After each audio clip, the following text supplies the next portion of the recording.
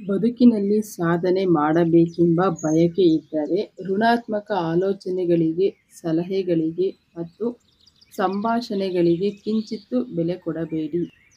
ಒಂದು ಗುರಿಯನ್ನು ತಲುಪಲು 1000 ಪ್ರಯತ್ನ ಮಾಡು, ಆದರೆ ಒಂದು ಪ್ರಯತ್ನ ಮಾಡಿ 1000 ಗುರಿಗಳನ್ನು ಮುಟ್ಟುವ ಆಸೆ ಕಾಣಬೇಡ.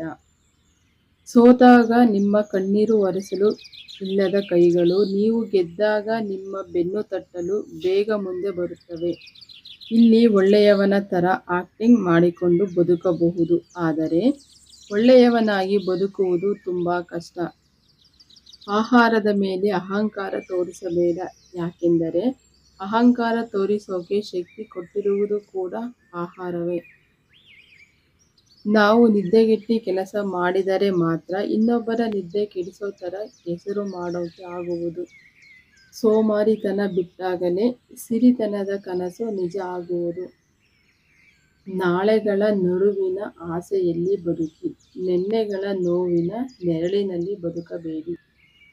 ನೋವುಗಳು ಸಹಜವಾಗಿ ಬರುತ್ತವೆ, ಹಾಗಂತ ಕುಗ್ಗದಿರು. ನೋವುಗಳೆಲ್ಲವನ್ನೂ ಒಮ್ಮೆ ಕುಗ್ಗಿಸಿ ನೋಡು. ನೋವುಗಳು ನಿನ್ನ ಮುಂದೆ ಕುಗ್ಗಲಾರಂಭಿಸುತ್ತವೆ. ಒಳ್ಳೆಯ ದಿನಗಳು ಬರಲಿ ಅಂತ ಕಾಯುತ್ತಾ ಕೂರಬೇಡಿ. ನಿಮ್ಮ ಕೆಟ್ಟ ದಿನಗಳಲ್ಲಿ ಇರುವ ಸಮಸ್ಯೆಗಳನ್ನು ಬಗೆಹರಿಸದಿದ್ದರೆ ಒಳ್ಳೆಯ ದಿನಗಳು ಬರುವುದಿಲ್ಲ. ಆತ್ಮವಿಶ್ವಾಸದ ಮೇಲೆ ನಂಬಿಕೆ ಹೇಗಿರಬೇಕೆಂದರೆ 1000 ಸಲ ಸೋತರೂ ಮತ್ತೆ ಪ್ರಯತ್ನಿಸಿ ನೋಡೋಣ, ಗೆಲುವು ಸಿಗಬಹುದೇನೋ ಅನ್ನುವ ರೀತಿ ಇರಬೇಕು.